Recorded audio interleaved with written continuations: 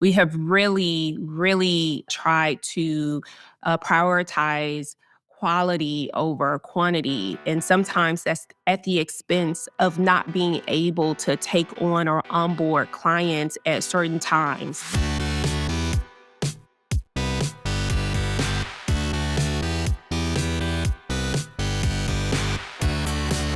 You're listening to The Successful Bookkeeper with your host, Michael Palmer. Listen each week as inspiring guests share their secrets of success to help you increase your confidence, work smarter, and build a business you love.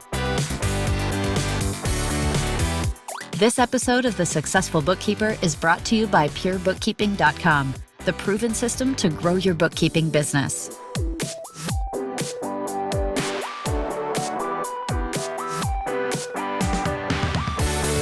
Welcome back to the Successful Bookkeeper podcast. I'm your host, Michael Palmer, and we have a great two-part series with the founder of Exceptional Tax Services, Nacondra Moran.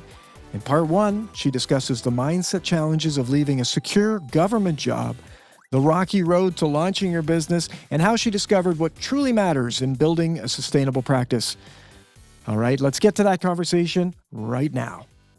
Our guest is a former IRS, professional and founder of Exceptional Tax Services, Nacondra Moran. Welcome to the show.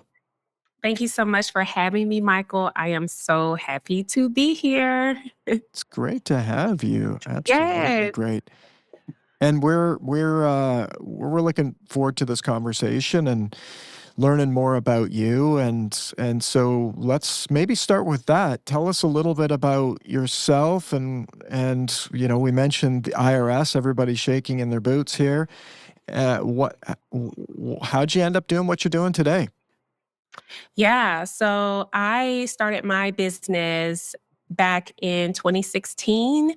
I Prior to that, I was a IRS employee, and I think my journey to entrepreneurship, I did not wake up and say, "Hey, I want to be self-employed when I grow up." I never really saw myself as an entrepreneur. I never saw myself as a small business owner. Really, the yearning for entrepreneurship kind of started after I started having children. And then I started to really yearn freedom and flexibility and the ability to control my time. And I was deeply unhappy.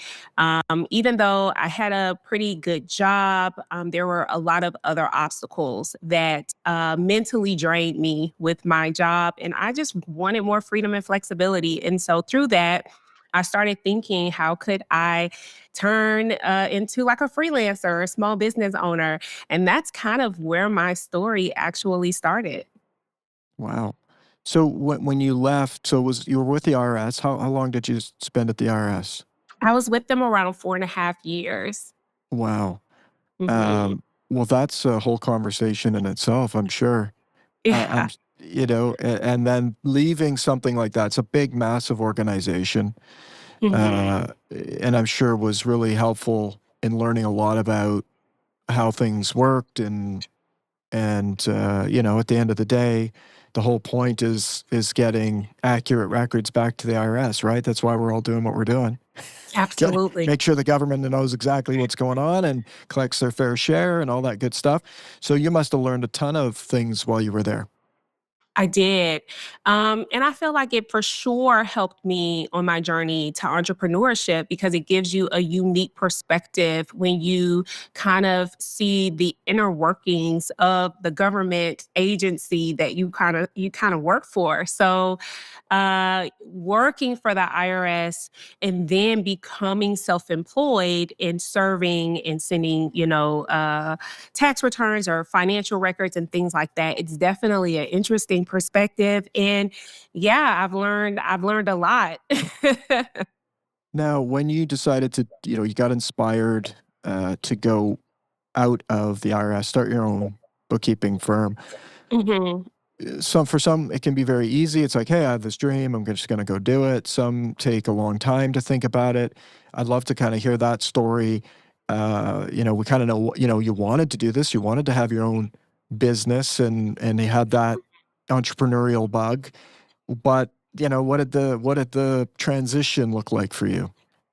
I would say the transition may be typical or maybe not. I think that when I transitioned, it's easier said than done because I think, like, from a societal perspective, like for me, generationally, I did not come from entrepreneurship. So I didn't have anyone in my family that had a business.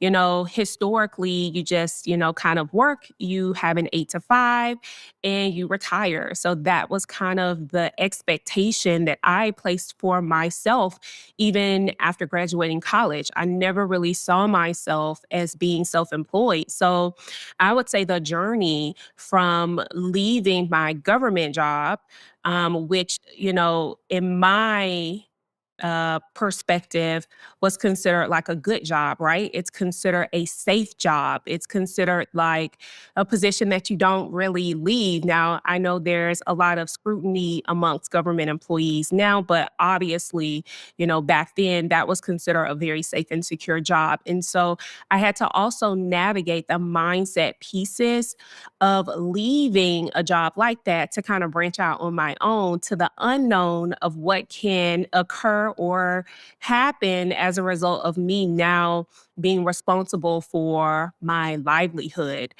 So the transition, I would say, was the actual execution of what you have to do to actually start the business, the education, getting everything together, having the marketing, all of those pieces that you generally do when you get ready to start the business. But then also, it was the mindset piece of the transition behind, you working for someone versus working for yourself. So I say in my story, I had a lot more of like mindset issues than the actual execution because I felt, like I could provide good services. I had a certain level of confidence, I'd say, Michael, but it doesn't matter really how much confidence, if you do also lack, I would say that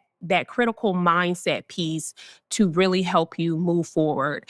So I sat on my business for years before I actually branched out and actually executed. And it was just because I thought I had to have everything. I thought I had to have the website up. I thought I had to have like all of these pieces together. And so I was really stagnated with a lot of perfectionism in order for me to get started. So I would say there were many layers to it, but it took a couple of years from me actually leaving my job to me actually really taking my business seriously. And it was just because of all of those things that I feel like I got hit with. And I know so many other business owners are also hit with that kind of paralyzes you from being able to move forward sometimes. We'll get back to the interview right after this word from our sponsor. Tired of juggling manual admin and everyday practice tasks when you'd rather be nurturing more valuable client relationships? With the new Sage for Accountants, you can automate daily tasks and unlock not only more efficiency, but more time for valuable client collaboration with all the tools you need, including accounting, payroll, client management, and more, all in one place. Get real-time reports to make informed decisions, eliminate hours of paperwork, and say hello to stress-free bookkeeping and practice management with a centralized solution backed by expert human support. Learn more about the new Sage for Accountants or get started for free at thesuccessfulbookkeeper.com/sage. Thank you for hearing from our sponsor. Now let's get back to the interview. Big time. This is so interesting. And so you said years, you had a lot of it figured out. And it's always one of those things that I find as I get older in life is sometimes things just aren't supposed to happen until they're ready to happen. And so you did do a lot of pre-work, got a lot of stuff set up, and that probably was, in the long run, helpful to have all of those things taken care of. But I would say of the people that I've met and talked to, I think your story is very similar in that it's tough to, growing up in our society, the whole thing is go to school, get an education, and go get a job. That's it, Right. right? And Mhm. so you're fighting against an ocean that is pushing a certain way, and family, friends, your own unconscious mind and conscious mind resisting Mhm. and hearing all these things of how it's not going to work, and for the most part family members and friends, and it's not that they don't want the best thing for us. They want the best thing for us. They want us to be safe and they want us to be okay. And why would you ever leave such a great job? Are you out of your mind? Yeah. That's the story that a lot of people will say. But now that you've made that decision and you did that, when you did the leap, was it like, wow, everything just worked out fantastically and it was all super easy? Or did you have some challenges? How did it go when you made the leap? Yeah. When I made the leap, I still had challenges. You really don't know what you're getting yourself into. You kind of just jump in and you figure things out as you go. And I think that's the approach that I took. And so obviously, once I got started, I was really just freelancing. I was taking any kind of work that I really could. So I really didn't have a niche. I didn't have a certain target audience that I was going after. I really just wanted the work. And so I dipped my toe in all different types of engagements just for the effort of saying that I am self-employed. So from, any type of, bookkeeping, industries and things like that, I really started to just get a ton of experience. And no, it was not smooth sailing because I think when you first get started, Michael, I think you kind of realize you start to see, okay, this is who I want to work with. This is who I don't want to work with. You start to get alignment, I say. And so for me, I would say in the very beginning stages, as I started to get clients and start to market and start to kind of find a rhythm, within that rhythm, I also started to really discover for myself the type of work I wanted to do, the type of clients I wanted to work with, and the type of work I wanted to produce. And so once I started to figure that out, it kind of shifted and I started to refine. But in the very beginning stages, it was very hard because you truly, like for me, I truly didn't have the entrepreneurial. You hear all this kind of advice and things like that. But for me, I think when you are coming from trying to like leave a 9 to 5, and my motivation was to be able to spend more time with my daughter who was young at the time. So when you are motivated by those types of things, you are willing to take a lot more, I'd say. And so for me, I wasn't really trying to do exactly what the books were telling me to do. I really was just desiring to replace my 9 to 5. And then I was, able to then refine the things that I liked and the things that I didn't like. So I don't know if Mhm. other people can resonate, but that's kind of what my journey looked like. Absolutely. I think for myself, when I left the corporate world, it was very similar, and then all of a sudden it was like, wait a second, I've just created another job, but I don't have, Absolutely. but I don't have any security. There's no Mhm. security. It's all on me, and so it was like, whoa, we gotta make some changes here and design it a little bit better, and that's part of the journey. So now you've been at it. How long have you been at it now in your own business since you left the IRS? So this will be my ninth year. So it's been since Wow. 2016 that I have been self-employed, learned lots of things along the Yeah. way. But yeah, it's been 9 years. Wow, that's very cool. And so tell us a little bit about your business today, and then we'll talk a Yeah. little bit more about some of those, refinements and mistakes along the way, because I'm sure there's a lot there that we can share. Yeah. So the way that my business looks like today is I run a very small boutique firm. We are a team of three, and we primarily do full service bookkeeping. We also primarily work with creatives and service-based businesses like consultants and, people for the most part that kind of work like in the online creative space. We have grown quite a bit. So we have quite a few clients now. We have refined a lot. My firm is also does taxes, of course. So that's a little bit of an interesting thing. But year round, the main, I'd say, bread and butter for us, of course, is bookkeeping. So we do monthly bookkeeping, we do cleanups, of course, and then we do taxes during tax season. So that's kind of what it looks like now. We work 100% online. We have really refined our systems. We have really designed and been very intentional on how we want to serve and to make it as high touch as possible. So that has kind of been where we are now. Very cool. So now you got a decent business. You like your business. I'd like to sort of maybe might jump around a little bit, but like Yeah. lots of questions. These are my favorite kind of episodes because I love hearing the journey. I'm sure our listeners do as well. And if they don't, they'll tune into a different episode. They're my favorite. Uh, but there's kind of like, okay, there's your business when you started, 9 years of learning. Now you've got your business, seems quite mature. You Mhm. got lots working, but there's probably still things that aren't working that you'd like to have work better. So maybe let's start there, and then I'll kind of work back a little bit. Like what do you think is working really well right now in your business? You've kind of said some of those things. You got your systems figured out. You got the right Yeah. clients that you're working with. You got a small team of Yeah. three that's working out. Yeah. But like, what would you say?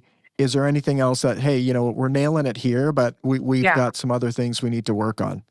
Yeah, I would say our brand presence is really strong. We have really good referral partners. We have really solidified great partnerships that allows us to have a lot of clients. Like we typically during tax season sometimes even have a wait list. And it's only because we have really, really tried to prioritize quality over quantity. And sometimes that's at the expense of not being able to take on or onboard clients at certain times.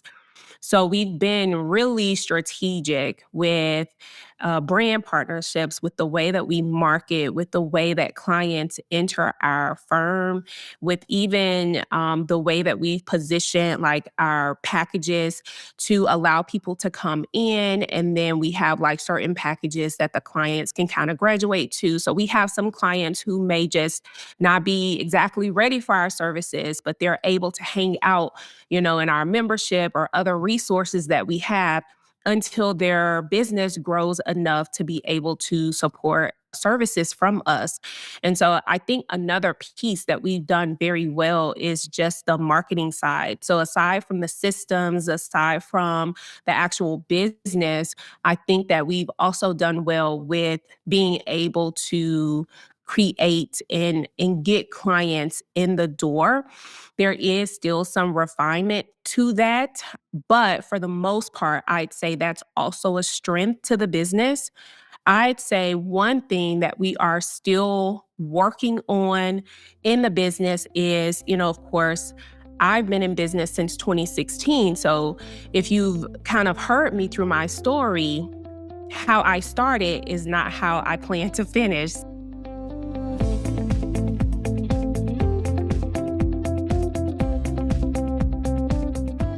The way that I started my business, some of it was rooted, I'd say, in scarcity. Some of it was like I am still refining some of the packages from clients that we have taken on from much different like strategies.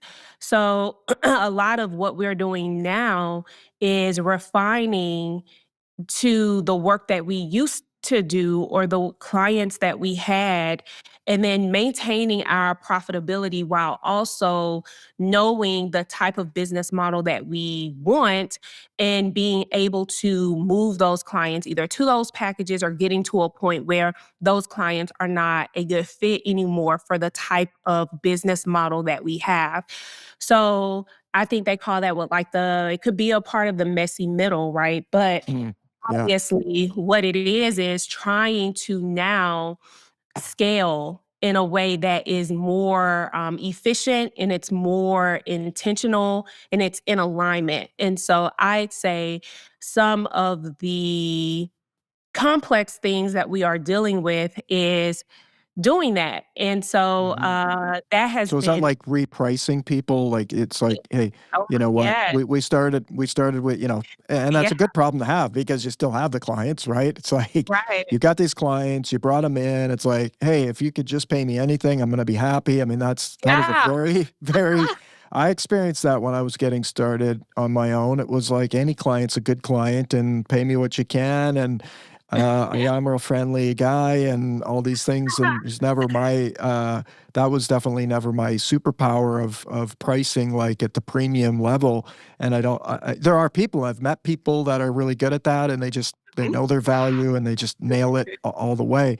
But yeah, you've got the messy middle and that whole bottom end that we got to bring you up to speed. And, and that's a common challenge. Good problem to have in many ways because you've got the retention. I want to say I love the wait list. Such an interesting idea. And I don't know that we've talked about the wait list on the podcast before, but and not many businesses probably do it very well. Restaurants do it great. I mean, you only have so many tables in your restaurant, and if you walk into a restaurant and all the tables are empty, for me, I kind of go, oh, maybe this place isn't going to be very good. And Yeah. then, you go and you're like, oh, there's going to be a wait. Well, how long? Well, it's going to be 6 hours. Oh, guess what? We're not eating there.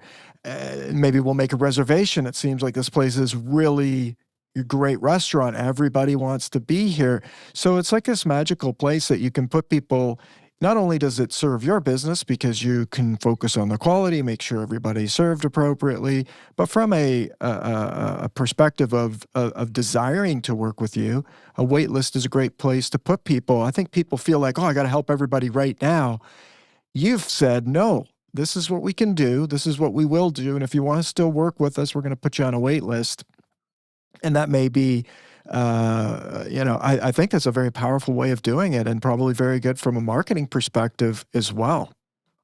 Yeah, I think so too. And there are some people, Michael, who don't want to be on the wait list. And I understand that. And they may find someone that can also help. So our wait list particularly helps us out around tax season and towards the end of the year as well.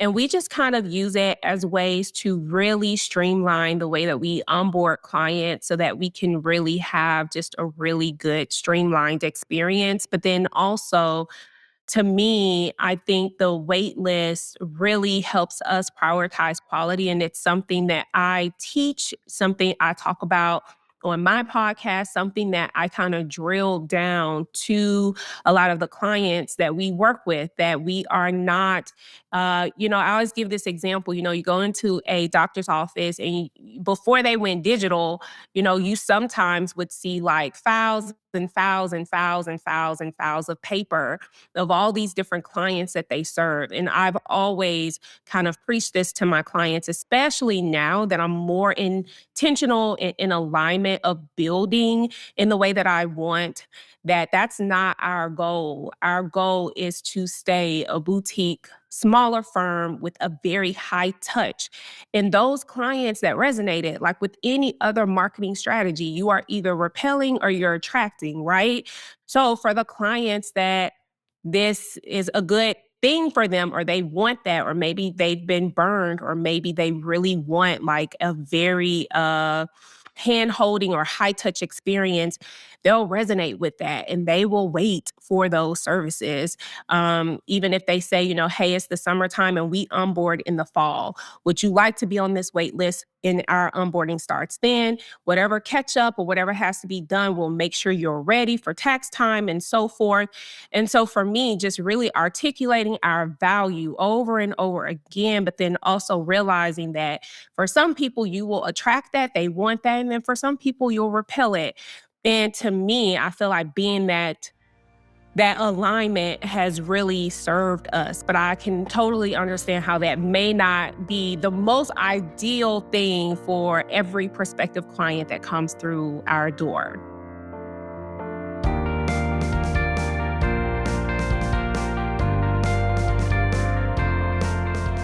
That's right. And I think it's important that people think about that around a certain, and it depends on the stage of what business stage they're at. When you're beginning, like we said, you take everyone.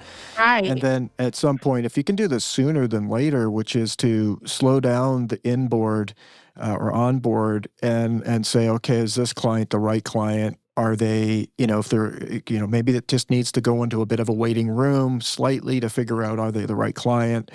That would be, should we put energy and priority on this client or should we put them into a waiting list? There's nothing urgent that they need. People want to get their stuff, right? Like it's people show up at the restaurant, they want to eat. Mhm. Give me the food, right? There's going to be people that if that's a fast food restaurant, they're not going to wait. But then there's people who want a fine dining experience or some sort of experience. They're Yeah. willing to wait for it. They're willing, and those are better clients. Those are the ones you want. We're not in the fast food bookkeeping business. If you were, that's a different type of business. I'm sure there'd be a lot of fun there and great stuff to do, but that's a tricky game. You want long-term, really people that want high quality, want to pay for good quality and all those good things. I think that if you're a smaller firm or a boutique firm, those are the clients. You're going to need to have a waiting list. And I think there's a lot of value that can come from that waiting list and be thinking about that. And it creates scarcity. And we know that people value things that are scarce. It's the bottom line. Hockey card, baseball card, football. If there's 10 billion baseball, they're worthless. But if there's only two, hey, Mhm. and if people want them, so if you create a little bit of scarcity in your business and that flow, it's actually good for business. They're more satisfied when there's less of it, which is crazy, but we're crazy human beings. What can we say? Um, so some cool stuff there. I love the waiting list. You're working on the middle messy bits and cleaning up stuff from the past. What were some of the mistakes you made growing the business out of the gate? Let's jump back there. I'm sure Yeah. pricing was one of them. I mean, who doesn't mess Oh my that up in the God. beginning? That was the biggest one. I mean, and it was just not knowing how to price, even not fully understanding scope because you want the client so bad that you're willing to price without fully knowing what you're getting yourself into, especially particularly like with cleanups, if you can't really scope a cleanup, but you're pricing it. Oh my gosh, I've made so many pricing mistakes. Pricing by the hour in ways where I didn't need to. I would say for sure, one of the biggest types of mistakes I made were around pricing. But of course, you have other mistakes like hiring the wrong people or not fully being prepared for the person that you do hire. There's, you know, pre-development work that you have to do in order to bring in a qualified candidate and being able to prepare the business for that, whether that's around processes, workflows, just the admin back in so that you can set that person up for success. So I've definitely had trials and errors when it comes to like hiring the right people for the particular positions that I may be wanting to hire for. I would say so definitely pricing, definitely hiring, and oh my gosh, so many boundaries, scope creep, misalignment of systems and the way that we do certain things. So I have burned myself so many times in like making certain decisions that were not the best fit where it has taught me along the way, what is the best for us from an intentional perspective, just being in alignment with our pricing, with pricing for profit, making sure that we're pricing in a profitable way, making sure our systems reflect that and so forth. So I'd say pricing for sure, but also all the other things when it comes to like client delivery as well as hiring as well.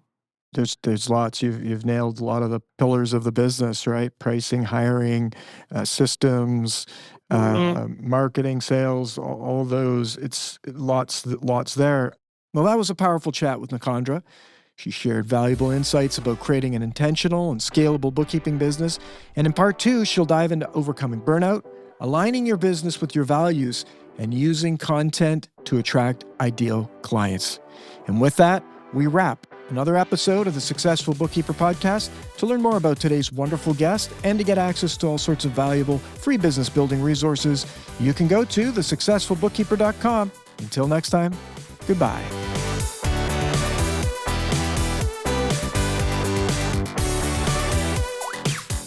You've been listening to The Successful Bookkeeper with Michael Palmer.